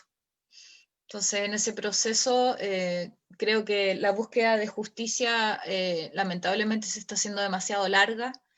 En Chile tenemos mujeres emblemáticas de casos que perdieron, no sé, a 4 de sus hijos y a su compañero de vida, por ejemplo, que fallecieron ya buscando justicia, buscando verdad. Porque el tiempo no perdona, y ya van a pasar 47 años desde el golpe de Estado, y evidentemente hay un desgaste que no es solamente emocional, sino que es físico. Son cuerpos que están absolutamente afectados por esta violencia, y el tiempo se nos acaba. La justicia está tardando demasiado. Esa es la realidad. Entonces, la reflexión es, bueno, siempre tratar de acompañar en estos procesos. El sitio, los compañeros y compañeras que trabajamos en él, siempre tratamos de acompañar, de difundir, de colaborar con testimonios, con contactos, con lo que nosotros podamos hacer, siendo que no somos una entidad jurídica, evidentemente. Así que eso es lo que puedo aportar, Fernanda.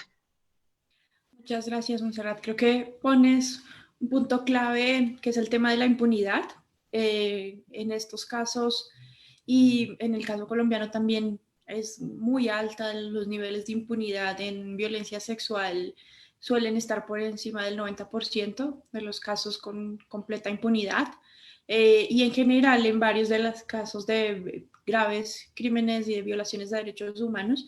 En el de desaparición forzada también es muy alto el nivel de impunidad. Muchos casos denunciados ante justicia no llegan pues a un término real, y también ese tema que señalas de los largos juicios que suelen estar acompañados a estas graves violaciones de derechos humanos, la dificultad pues, en la búsqueda de justicia. Creo que eso compartimos un poco entre Chile y Colombia, a diferencia de Argentina, aunque también creo que tiene sus matices, pero estos altos niveles de impunidad y de incluso subregistros, ¿no? Y de faltas, incluso de denuncias, o de la imposibilidad incluso de llegar a denunciar, que pasa también en el caso colombiano.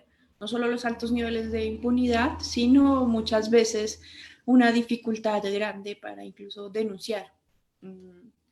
Y en esta lógica un poco de pensar las estrategias y específicamente en los procesos de memoria de las mujeres a las luchas que se llevan en la búsqueda de justicia, desde Memoria Abierta, cómo ha sido este proceso, esta búsqueda de justicia y pensando en la justicia en términos amplios, no solamente la justicia como el acceso pues, a las vías legales.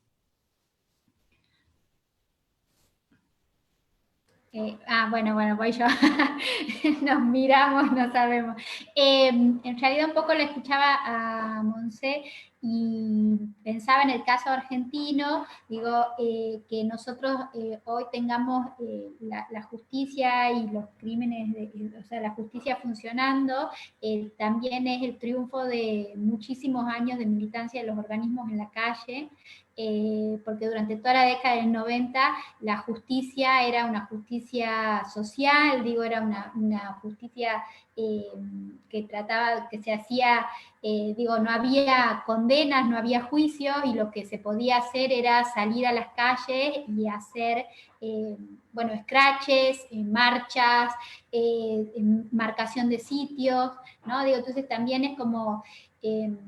escuchando a la Monse me doy cuenta que los procesos de memoria, si bien quizás las temporalidades son diferentes, y también en el caso colombiano, hay como ciertas temporalidades que se van, o que uno espera, digamos, ¿no?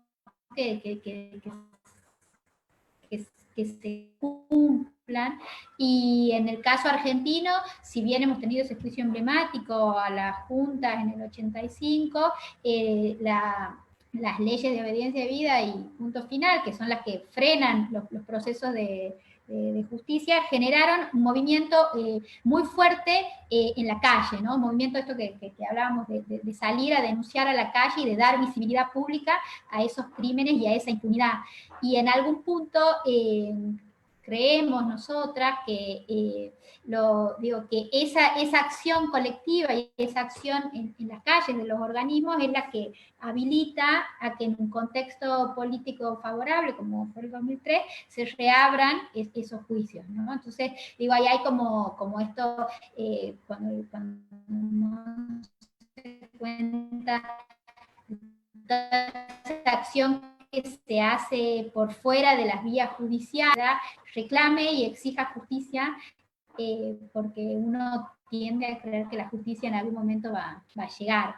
Y en el caso puntual de las mujeres, no sé si se escucha porque me salió un cartel ahí, en el caso puntual de las mujeres, algo que nosotras estamos viendo ahora es que las mismas sobrevivientes, en muchos casos, vinculadas a los movimientos de mujeres, son las que están ahora impulsando estos juicios por crímenes sexuales, ¿no? Digo, como que hay ahí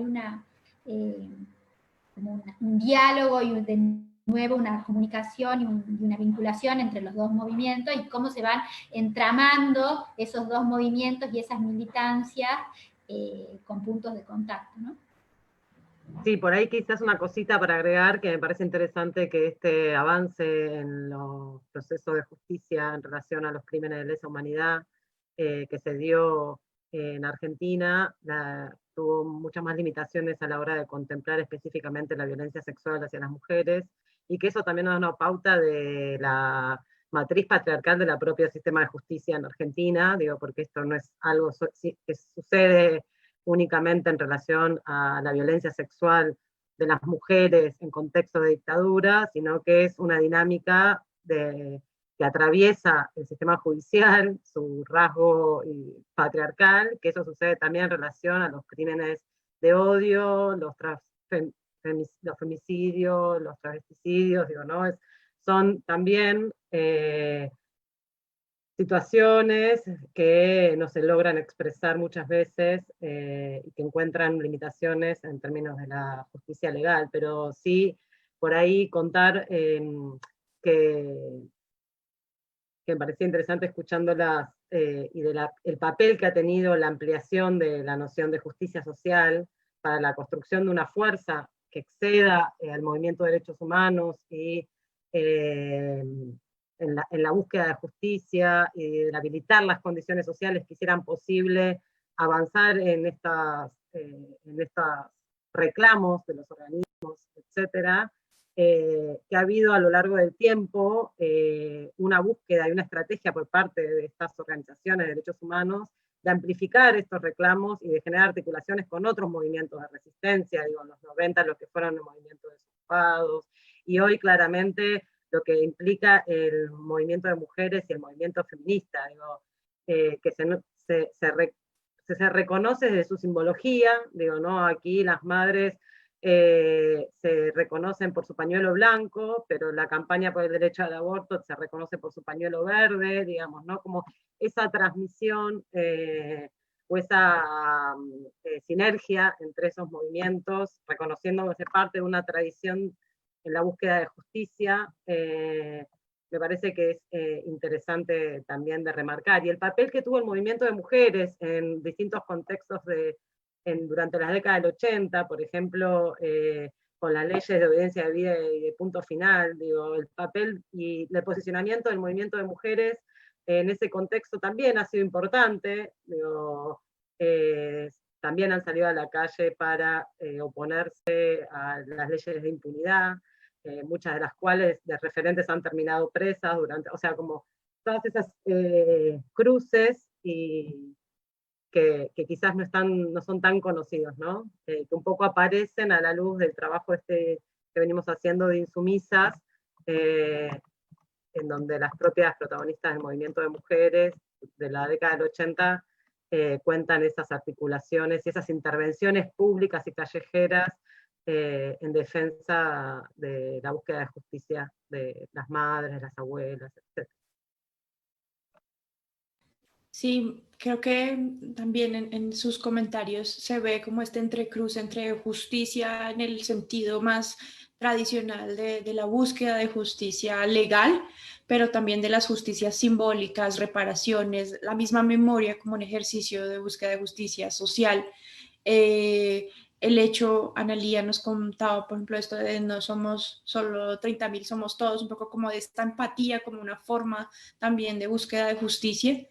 Y particularmente creo que las justicias simbólicas o la búsqueda de justicia que en el movimiento feminista y en el movimiento de mujeres también se ha venido pensando como esta fortaleza en las formas, otras formas de pensar la justicia, reconociendo que la justicia tradicional es profundamente patriarcal y que no solo para las graves violaciones a derechos humanos, no solo para el contexto de dictadura como los del Cono Sur, sino también en el caso colombiano, no solamente para las violencias en el marco de las violencias políticas o del conflicto social y armado, sino en general en el conversatorio que tuvimos previamente sobre Centroamérica salía también muchísimo el tema de feminicidios, ¿no?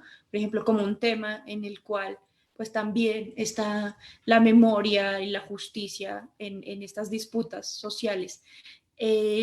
Voy a ir leyendo como algunos comentarios y preguntas que nos llegan desde el público y también de pronto ahí podemos hacer una rondita entre ustedes. Seguro que también tienen preguntas para conocer también las opiniones desde el panel. Voy a leer dos comentarios en este sentido. Condesa Scarlett nos dice que a veces desarrollar procesos de memoria en entornos locales resulta muy complejo, en la medida en que las personas pueden no estar preparadas para escuchar. No obstante, en donde se desarrollan estos espacios en los cuales se da voz a aquellas mujeres que no han podido soltar esas historias dolorosas, es una gran oportunidad para construir redes de memoria y de alguna manera reparación. Creo que en esa perspectiva varios de los trabajos que ha hecho tanto Memoria Abierta, Historias Desobedientes y Villa Grimaldi hablan un poco de esta posibilidad de soltar historias dolorosas. Interesante un poco que profundizáramos en eso, como de las posibilidades de redes. Y también un comentario desde el público frente a que en Colombia la impunidad en casos de violencia sexual es aterradora.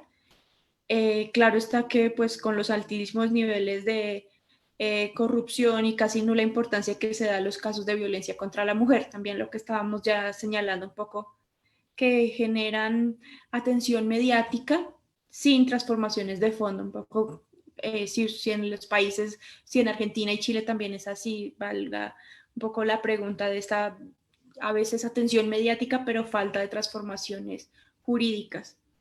Y una tercera pregunta, en lo que más personas igual se animan a preguntar, veo que hay varias personas conectadas y que tal vez quieran hacer más preguntas, pero desde Focus nos preguntan: la labor de construir memoria para exigir justicia es de muy largo aliento.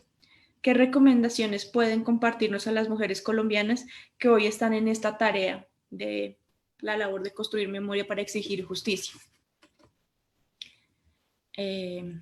No sé quién se anima un poco a este primer bloque de preguntas. Yo me quedé pensando en la primera pregunta, ¿no? Cuando decía, a veces en determinados contextos, la adversidad de poder plantear ahí un testimonio o algún recordatorio, algún sitio de memoria, y bueno, nada, se me representaba la condición nuestra, ¿no? Que nosotros en nuestras propias familias, que más negacionistas imposibles, que nosotros vengamos a plantarnos y a decirles, o sea, más adverso que eso, difícil, pero bueno, yo el mensaje sería que aunque del otro lado no haya personas preparadas a escucharlo, eso no quiere decir que no lo tengan que escuchar igual, ¿no? Digo, cuando estamos hablando de construcción de la memoria, cuando estamos hablando de conocer la propia historia, qué sé yo, a mí a veces me preguntan, ¿hubieses preferido no enterarte? Digo, yo si no hubiese estado en los juicios, hoy estaría comiendo un asado con mi papá, o sea, una cosa así de burda, digo, porque ni siquiera, por una cuestión generacional mía, ni siquiera en la época de los scratches, y ni siquiera donde estuvo todo ese movimiento que recién relataban las chicas, yo me noticié de nada, o sea, yo recién fue un día que me llamó mi mamá y me dijo, mirá, papá está preso, digo, ni siquiera todo ese movimiento social previo había logrado traspasar ese muro de silencio, esa endogamia en la cual yo vivía, ¿no? En la cual yo crecía, en la cual yo me desarrollaba. Entonces, entiendo que esto se puede trasladar, digamos, a distintos ámbitos, familiares, locales, de un pueblo, de un barrio, de países enteros, ¿no? Entonces, bueno, pensar que ese movimiento alguien en algún momento lo va a tener que hacer, porque cuando hay una verdad tan latente, cuando hay algo tan macabro, ¿no? Tan ominoso, tan oculto, de alguna manera tiene que salir, y de alguna manera se tiene que trabajar, porque si no va a ser síntoma por otro lado, va a quedar ahí, no sé, se me representa a Chile como lo más cercano, viendo a la compañera, como que sigue ahí operando, sigue ahí destruyendo, sigue ahí generando odio. Entonces ponerlo a trabajar de alguna manera es una gran responsabilidad, y tiene que ver también con un posicionamiento ético. Digo, hay una frase que dice un compañero del colectivo, dice, uno aunque barra la tierra y la ponga bajo la alfombra, la tierra sigue estando y uno la sigue pisando, ¿no? Hay que hacer otra cosa, y me parece que es válido ahí incomodar, ¿no? Incomodar, interpelar, digo, uno no quiere escuchar esto, pero forma parte de la historia personal, de la historia de un país, de la historia de un pueblo, poder conocer eso y poder hacer algo también con eso, ¿no? Que no sea silenciarlo, que no sea ocultarlo, que no sea negarlo. Yo iría por ese lado. Sí, y yo un poco, digo, pensando en esto que acaba de decir Analía y conectando con la última pregunta de qué podría, era un poco como qué le sugeríamos, ¿no? Creo que en esto que dice Analía, digo, las condiciones de escucha se van a ir generando a medida que esa palabra vaya tomando cada vez más lugar en la esfera pública, ¿no? Digo, cuando las madres empezaron sus rondas, eran pocas, las trataban de locas, eran las locas de la plaza, y sin embargo ese movimiento que en su momento, y ahí no es que quiera pasar el chivo de Insumisas, pero hay un video muy lindo en esa colección que se llama Resistir, en donde hay testimonios de madres que cuentan que bueno, se tenían que ir a la plaza porque era el único lugar en donde efectivamente podían por lo menos circular y caminar y pedir por sus hijos desaparecidos. Y en ese momento, esa acción que ha sido reprimida, que han sido perseguidas, que han sido incluso desaparecidas muchas de las fundadoras del movimiento, digo, en esa esa resistencia y en ese seguir, en esa persistencia en la calle, también han logrado una escucha, les ha llevado tiempo. Igual el movimiento de mujeres o el movimiento feminista, por lo menos en Argentina, y me imagino que en todos los lugares era así. Digo, las mujeres al principio, y en ese video que hemos visto, en donde decir que eran feministas era como que eran, digo, algo peyorativo, a comienzos de los 80, ese movimiento ha ido como, digo, persistiendo en la calle, ¿no? Y generando unas condiciones de escucha, de aceptación, que hoy hacen que esos dos movimientos, tanto el movimiento de derechos humanos como el movimiento de mujeres, esté completamente legitimado. En este momento nadie duda de la legitimidad de esos movimientos, y tiene que ver con esa persistencia y esa convicción de, bueno, de que era el camino, no era la forma de hacerse oír. Entonces, en condiciones muy adversas, pero ir generando las condiciones de escucha, creo que, bueno, es como el caminito que hay que hacer, ¿no? De acuerdo. En eso me parece que también es interesante pensar, por un lado,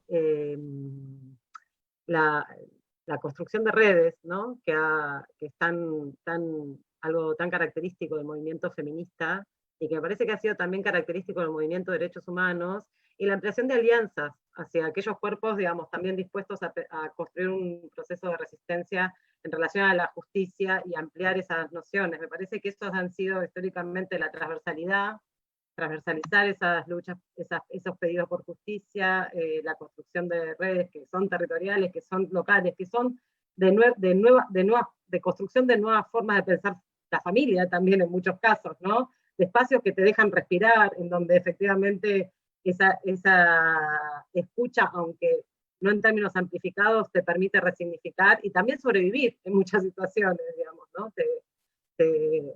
Me parece que esas cosas que han puesto de manifiesto tanto las mujeres, madres, abuelas, familiares desaparecidos, que a un punto pusieron el cuerpo en otro escenario distinto al que tenían acostumbradas para hacer una denuncia que parecía imposible de ser pensada en ese contexto, como para las feministas también, digo, que siempre ha sido una estrategia la de transversalizar sus reclamos, sus demandas, construir redes que les permitan sostenerse, pero también generar un tipo de amplificación de esas luchas.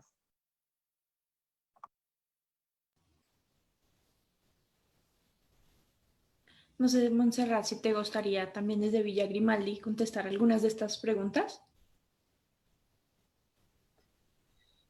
Sí, es que me está fallando un poco la conexión, entonces he escuchado un poco cortado los últimos minutos, pero quisiera sumarme un poco a lo que decía Mais ahora último en relación a esta construcción de redes, a esta asociatividad, porque evidentemente yo creo que es importante valerse de las experiencias latinoamericanas y enriquecer de alguna manera este trabajo por la memoria, por la verdad y la justicia. Creo que cada experiencia y cada país tiene algo que es destacable y cada movimiento tiene una particularidad que, a pesar de que no se puede replicar al pie de la letra por las características de territorialidad y de idiosincrasia, etc., es interesante ir viendo cómo se puede ir adaptando aquellas iniciativas que han sido, entre comillas, exitosas, ¿no?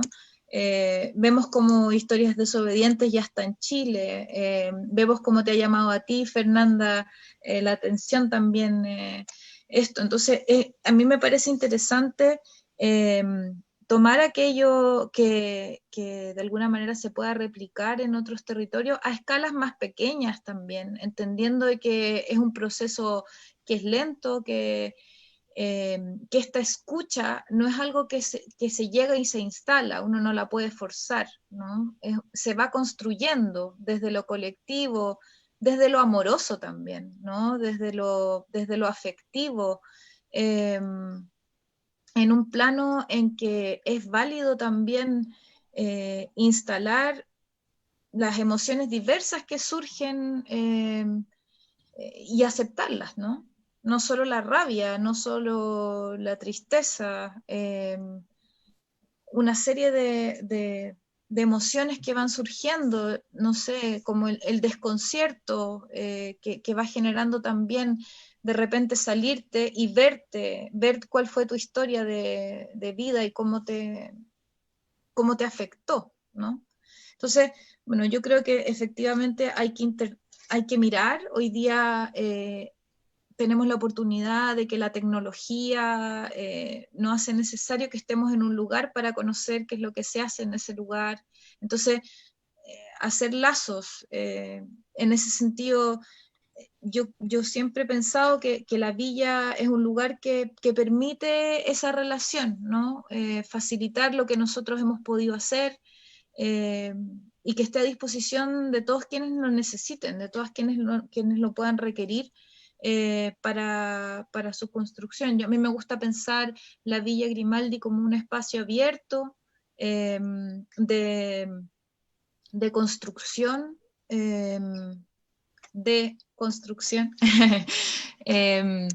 de diálogo, de colaboración, y en ese sentido, nada, estoy a disposición para lo que pueda colaborar Fernanda en el futuro, con ustedes, con todas las compañeras que están en el panel también.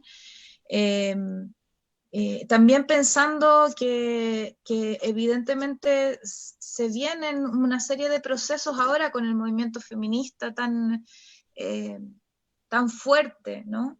Y las organizaciones de derechos humanos tenemos que estar ahí, tenemos que estar en esa lucha acompañando a las compañeras, ¿no? Entonces, no puede ser de espaldas hacia ellas, tiene que ser con ellas, ¿no? Y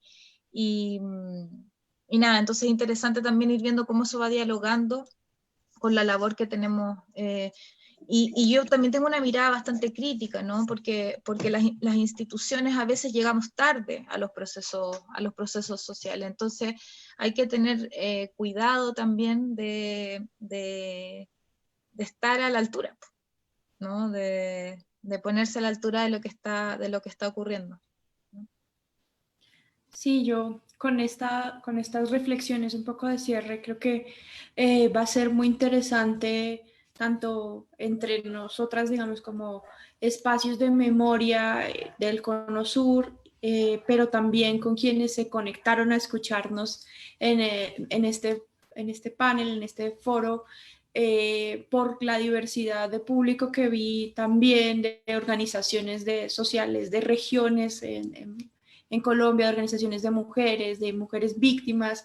Es bien interesante toda esta posibilidad de articulación que nos da, y también de paso pues invitarles a que se sigan conectando a este ciclo que justamente va a tener este tema de memoria desde la construcción de mujeres, territorios de paz, porque en Colombia también la diversidad de regiones que lo va a permitir ver el siguiente foro, y el tema también de Bogotá como un lugar, como un territorio con una amplia diversidad, con regiones a su interior, nos va a permitir seguir como construyendo esas articulaciones, pensando en eso mismo que ya a lo largo del panel hemos hablado, de esta relación entre memoria desde las mujeres, entre la defensa de derechos humanos, esa articulación y ese papel protagónico que han jugado muchas veces las mujeres en estas historias de resistencia y de defensa de derechos humanos. Muchas gracias por conectarse, muchas gracias a nuestras panelistas, tanto con Memoria Abierta, con Historias Desobedientes y con Villa Grimaldi, pues tenemos justo un gran interés, tanto desde Focus como desde el Centro de Memoria, Paz y Reconciliación, por seguir construyendo esta red y esta alianza en temas de memoria y con perspectiva desde las mujeres y con perspectiva de género. Gracias, Fernanda. Un gusto participar del panel. Quedamos en contacto para lo que haga falta. Muchísimas gracias, compañeras. Muchísimas gracias. Un placer total. Gracias. Igual. Cuídense mucho. Muchas gracias, sí. Gracias, adiós.